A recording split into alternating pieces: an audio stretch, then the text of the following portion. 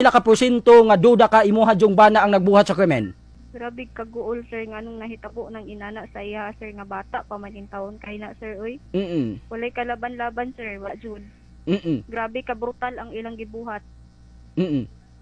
Ma'am, kining ako lang klaruhon mismo sa imuha kay ang atong mga otoridad nagkanayon nga usa sa mga person of interest ang imuhang kanhing bana. Unsa ni katinuod, ma'am?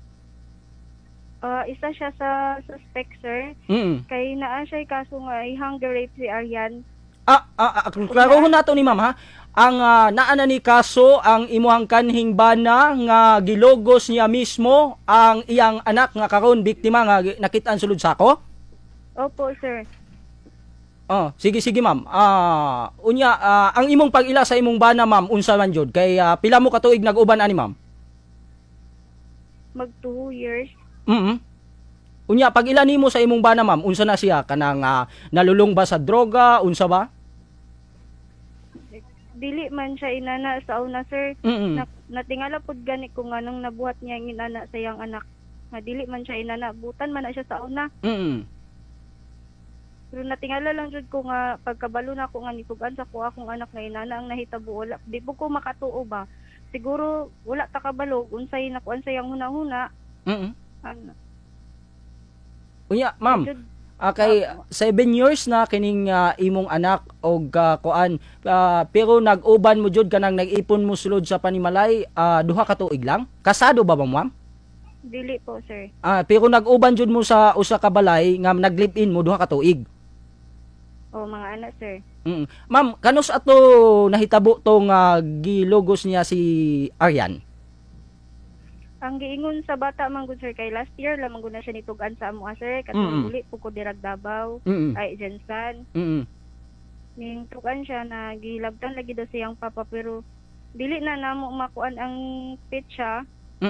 Kay kadaghan naman daw siya nahilabtan sir.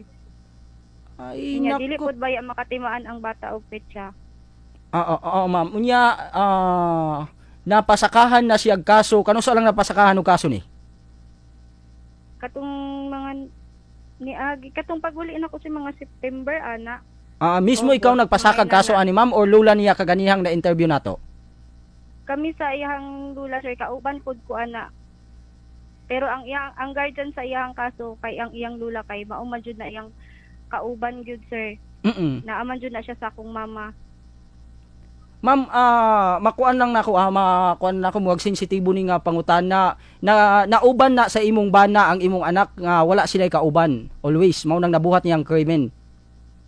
Dili po ko sure sir nga kung kuan kay ang istorya pa sa akong anak kung buhi pa siya tung natugan pa siya sa ako sa amo nga duha lang sila matulog dito sa kwarto nila mauna ang ingon sa akong anak. Siyempre, di magkuan ka nga, mauban niya, papagod na niya, di ba ma'am? Lagi sir, kampante jud kay ko sir. Oo, papa Dili man ta na ako naibilin sa ila sir. Sa akong mama, dili na kung ta naibilin kay dalon lagi nako ug asa ko. Nga di hauntas Manila. Nya nihangyo man na sila sir, nihangyo na silang karang mga igsuon anak niya ug kana pud siya nga ibilin lang daw nako sa akong mama, bisag sa akong mama lang daw kay at least makita daw nila. Para po daw pag dako sa bata maila po daw sila. Unya. Mao to nga bisag lisod sa ako kay nisabot man pud ko sa ila ha. Oo. Kay syempre babae pud baya ang bata. Nisabot ko sa ila kay amahan gud na. Ginikanan pud gud na sila. Di mo to na ni okay ra pug ko nya naabot sa panahon na inana day ang mahitabo.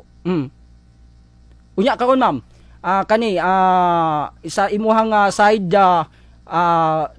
mga pila ka porsyento nga duda ka imuha jung bana ang nagbuhat sa krimen? Sure jud kayo ko sir kay dili 100% sure ka nga bana jud nimo ang imong gitudlong suspect karon? Okay, dili man na mamakak ang bata sir. Mao man jud ang iyang gitugan sir. Mao iyang papa man gyud daw. Sige panawagan nimo ma'am sa imong kanhing bana nga nagbuhat sa krimen sa unsa ni term nako yawa nun man jud no ni. Bisag ikaw siguro ang paingnon. Unsa imong panawagan sa iya ma'am? Nga nagtago-tago man. Ug asa man ning taon ka nagtago-tago karong buanga ka. wala kay konsensya sa imong anak nabuhat nimo ng inana kalain sa kakuan jud kababoy gyud. Imuha man ta ng dugo ug unod na inana ni nakaya nimo buhat ug inana sa imong anak, grabe kay ka gawas dira uy atubang imong kaso. Sa side ni kuan ma'am si Aryan, unsay masulti nimo siya as imong anak jud karon? Sa akong anak mangayo ra jud taon ko pasaylo. Oo. Unsa nimo kapalangga si Aryan ma'am? Palangga kay nako na sir katong naa pa na sa ako kay siya ra baya akong baby ato niya. Nihangyo lagi akong mama nga ibilin sa iya kay palangga mabud kay na sa akong mama.